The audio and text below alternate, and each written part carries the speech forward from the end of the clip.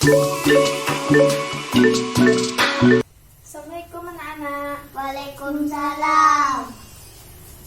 Bagaimana kabarnya? Baik. Alhamdulillah, puji syukur kita ucapkan kehadirat Allah Subhanahu wa Ta'ala, karena pada hari ini kita masih diberikan kesempatan untuk bersama berkumpul di ruangan kelas yang insya Allah penuh barokah ini. Nah baiklah, pada kesempatan kali ini kita akan memulai pembelajaran. Sebelum kita memulai pembelajaran, kita harus berdoa terlebih dahulu. Berdoa mulai. Berdoa selesai. Amin. Mudah-mudahan dengan kita membaca doa tadi, pembelajaran kita pada hari ini lancar dari awal sampai akhir. Amin amin ya robbal alamin. Nah, baiklah, kita absen terlebih dahulu ya. Ya. Safa, Hadir. Fatian, Hadir. Marwah tidak hadir ya. Nah, baiklah. Kalau nantinya anak ibu tidak hadir di dalam pembelajaran, nanti tolong dikirimkan surat dan nantinya dikirimkan melalui temannya atau orang tua yang mengantarkan ke kelas kalau sakit, izin ataupun itu apapun itu ya. Nah, baiklah. Yang pertama, kita akan belajar mengenai Al-Qur'an.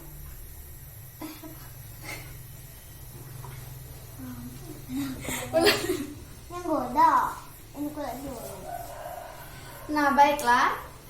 Pada pembelajaran ini, pada bab pertama kita akan belajar tentang yang sudah tulis di papan tulis, yaitunya adalah Al-Qur'an dan hadis pedoman hidupku.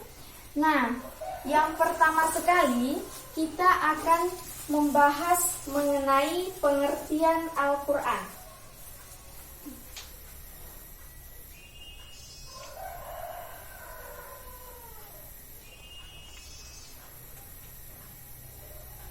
Ada yang tahu apa itu pengertian dari Al-Qur'an?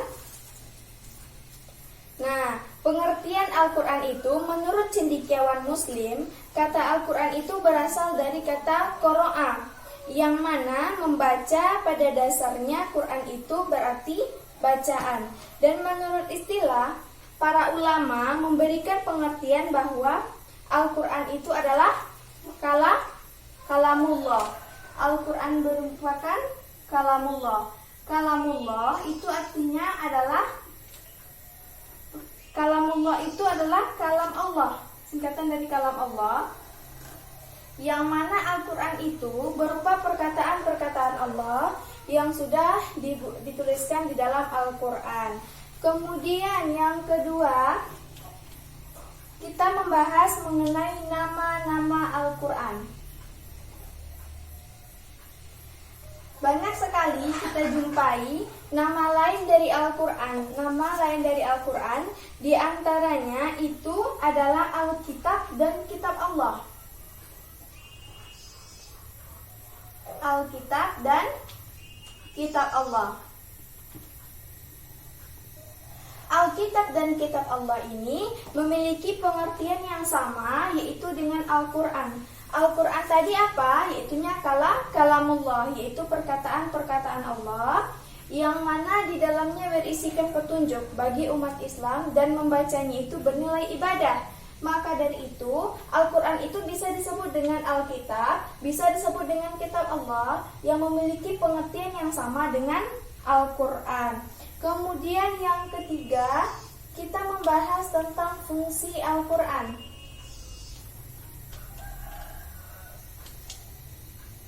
Fungsi Al-Qur'an yang pertama adalah fungsi Al-Qur'an dalam Islam.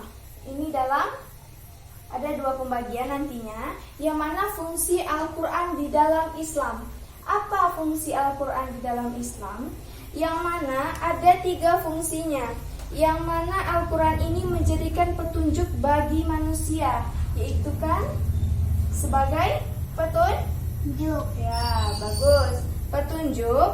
Kemudian Al-Qur'an ini menjadi petunjuk bagi umat Islam, yang mana Al-Qur'an ini petunjuk bagi orang-orang yang bertakwa. bertakwa dan juga beriman. Jadi, orang-orang yang membaca Al-Quran itu dalam Islam fungsinya adalah sebagai petunjuk atau yang disebut al-huda, artinya petunjuk, yaitu petunjuk bagi orang-orang yang bertakwa dan orang-orang yang beriman kepada Allah. Kemudian fungsi Al-Quran bagi kehidupan manusia.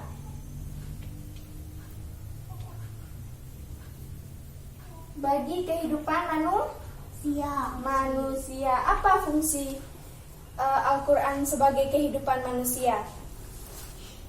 Yang mana yaitu manusia diciptakan di muka bumi ini yaitu sebagai khalifah. Manusia diciptakan di muka bumi ini adalah sebagai khalifah, yaitu sebagai pemimpin dan juga pengatur di muka bumi. Agar manusia dapat melaksanakan tersebut, Allah menurunkan Al-Quran sebagai panduan bagi umat Islam. Panduan di sini maksudnya adalah ketika seseorang melakukan sebuah kegiatan ataupun apapun itu, maka harus berpatokan kepada Al-Quran. Kemudian selanjutnya fungsi Al-Quran dapat diketahui dari nama-nama dalam Al-Quran atau dalam Asmaul Husna, misalnya Al-Huda yaitu petunjuk, kemudian Al-Furqan yaitu pembeda nantinya juga. Kemudian fungsi dari Al-Quran ini yaitu berisikan petunjuk, berisikan panduan dan juga berisi pembeda antara yang baik dan buruk. Kemudian ini kita membahas mengenai Al-Quran ini, dan selanjutnya kita membahas mengenai hadis. Yang mana hadis ini secara bahasa artinya baru, tidak lama, atau ucapan, pembicaraan. Menurut para ulama ini, hadis merupakan perkataan-perkataan, perbuatan, penetapan ataupun takrirnya Rasulullah SAW. Adapun fungsi dari hadis, apa ya fungsi dari hadis? Fungsi dari hadis ini yang pertama itu menguatkan hukum yang ada di dalam Al-Quran. Itu menguatkan hukum yang ada dalam Al-Quran. Kemudian itu selanjutnya menetapkan. Sesudah itu yaitunya adalah memberikan penjelasan. Memberikan penjelasan. Kemudian fungsi hadis ini terhadap Al-Quran itu adalah menguatkan, menetapkan, mengadakan hukum, kemudian juga memberikan penjelasan yang tidak terperinci di dalam Al-Quran. Kemudian selanjutnya kita bahas lagi mengenai fungsi Al-Quran dan hadis. Apa fungsi Al-Quran dan hadis di dalam Islam? Yang mana Al-Quran ini adalah kitab terakhir yang diturunkan oleh Allah kepada Nabi Muhammad dan juga merupakan hukum pertama dalam Islam. Dan hadis ini adalah hukum kedua di dalam Islam setelah Al-Quran. Dan sebagai sumber hukum pertama dalam Islam itu Al-Quran. Kemudian hadis ini merupakan sumber hukum kedua setelah Al-Quran. Kemudian hadis merupakan rujukan dalam Islam dalam memenuhi syariat. Nah, ada yang bertanya, setelah Ibu jelaskan dari pengertian Al-Quran, kemudian nama-nama Al-Quran, kemudian fungsi Al-Quran, fungsi dari hadis, fungsi Al-Quran dan hadis, ada yang mau bertanya? Nah, baiklah. Untuk lebih paham lagi, mari kita perhatikan PowerPoint yang sudah Ibu buat. Baiklah, kali ini kita akan belajar mengenai Al-Quran dan hadis pedoman hidupku. Ini sudah Ibu buatkan PowerPoint-nya. Yang pertama kita akan mempelajari tentang Al-Quran. Yang pertama yaitu pengertian Al-Quran. Menurut cendekiawan Muslim Quraisy Shihab, Kata Al-Quran berasal dari kata kerja qira'ah yang berarti membaca dan kata dasarnya adalah Al-Quran yang berarti bacaan. Huruf alif pada kata Al-Quran lanjut Quraisy Shihab mengandung arti kesempurnaan. Dengan demikian, Al-Quran adalah bacaan yang sempurna, tidak hanya sempurna akan kandungannya, namun juga redaksi serta petunjuknya. Kemudian secara istilah, para ulama memberikan pengertian bahwa Al-Quran adalah kalamullah yang menjadi mukjizat yang diturunkan ke dalam hati Nabi Muhammad SAW, diriwayatkan kepada kita secara mutawatir dan membacanya dinilai sebagai ibadah. Kemudian yang kedua, kita membahas mengenai nama-nama Al-Quran. Allah Subhanahu wa Ta'ala menyebutkan bahwa Al-Quran dengan berbagai macam sebutan. Di dalam Al-Quran banyak kita temukan sebutan itu, diantaranya adalah Al-Kitab atau Kitab Allah, dan itu memiliki makna yang sama, yaitu Al-Quran. Yang ketiga, kita membahas mengenai fungsi Al-Quran. Fungsi Al-Quran dalam Islam, yang di dalam Al-Quran ada 3 fungsinya sebagai petunjuk. Al-Quran menjadi petunjuk bagi manusia secara umum, petunjuk bagi orang-orang yang bertakwa, dan petunjuk bagi orang-orang yang beriman. Jadi Al-Quran tidak hanya menjadi petunjuk bagi umat Islam saja, tapi bagi manusia secara umum. Selanjutnya kita bahas fungsi Al-Quran bagi kehidupan manusia. Allah Subhanahu wa Ta'ala menciptakan manusia di muka bumi dijadikan sebagai khalifah atau pemimpin atau pengatur, agar manusia dapat melaksanakan misi tersebut dengan baik. Allah Subhanahu wa Ta'ala menurunkan Al-Quran sebagai panduan. Fungsi-fungsi Al-Quran bagi kehidupan manusia dapat diketahui dari nama-nama lain Al-Quran itu sendiri. Setiap nama Al-Quran memiliki arti yang menunjukkan fungsi dari Al-Quran tersebut. Misalnya Al-Huda yang artinya adalah petunjuk, Al-Furqan artinya adalah pembeda. Kemudian hadis. Pengertian dari hadis. Secara bahasa, hadis artinya baru, tidak lama, ucapan pembicaraan atau cerita.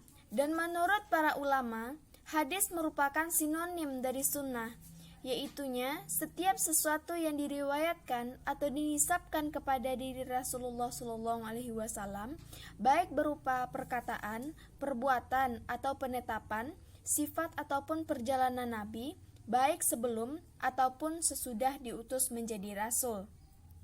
Jadi hadis tersebut merupakan perkataan, perbuatan, dan penetapan atau takrir dari Rasulullah SAW. Kemudian fungsi hadis terhadap Al-Quran. Fungsi hadis terhadap Al-Quran meliputi 4 fungsi pokok, yaitunya yang pertama menguatkan atau mengukuhkan dan menegaskan hukum yang terdapat dalam Al-Quran. Dalam hal ini, hadis mengulang perintah atau larangan yang sudah disebutkan di dalam Al-Quran. Misalnya, Rasulullah SAW memerintahkan untuk melaksanakan puasa. Perintah melaksanakan puasa sudah ada di dalam Al-Quran, sehingga dalam hal ini hadis sifatnya mempertegas perintah yang telah ada di dalam Al-Quran. Kemudian yang kedua, menguraikan atau menjelaskan dan merincikan ayat ataupun global banyak ayat atau perintah larangan Al-Quran yang sifatnya masih umum, belum terperinci. Al-Quran memerintahkan untuk mengerjakan suatu perbuatan, namun belum ada ayat yang menjelaskan bagaimana cara melaksanakannya. Kemudian yang ketiga, yaitu menetapkan dan mengadakan hukum yang tidak sesuai di dalam Al-Quran. Dalam hal ini, hukum yang ada adalah merupakan produk hadis ataupun sunnah yang tidak ditunjukkan oleh Al-Quran. Yang keempat, yaitu membatasi keumuman ayat Al-Quran. Banyak perintah di dalam Al-Quran yang mengisyaratkan berlaku secara umum. Seluruh umat manusia ataupun umat Islam, baik laki-laki maupun perempuan, baik maupun yang besar ataupun kecil, sehat ataupun sakit, sedang bepergian maupun di rumah, dan lain-lain. Kemudian yang terakhir kita membahas mengenai fungsi Al-Quran dan hadis dalam Islam. Yang pertama, Al-Quran merupakan kitab suci terakhir yang diturunkan kepada Rasulullah SAW, dan kitab Al-Quran itu adalah sebagai penyempurna dari kitab-kitab Allah lainnya. Yang kedua, yaitu sebagai sumber hukum pertama dan utama dalam Islam. Yang ketiga, yaitu hadis merupakan sumber hukum kedua ajaran Islam setelah Al-Quran. Dan yang keempat, yaitu hadis merupakan rujukan umat Islam dalam memahami syariat. Sekian PowerPoint dari Ibu. Assalamualaikum warahmatullahi wabarakatuh. Nah, setelah PowerPoint itu, apakah Anda sudah lebih paham? Sudah, Bu. Nah, baiklah. Ibu akan memberikan kesimpulan. Atau ada anak Ibu yang ingin memberikan kesimpulan? Nah, baiklah, Ibu tanya terlebih dahulu. Al-Quran ini merupakan kalam Allah yang berisikan perkataan-perkataan Allah. Kemudian nama-nama Al-Quran apa? Alkitab dan juga kitab Allah.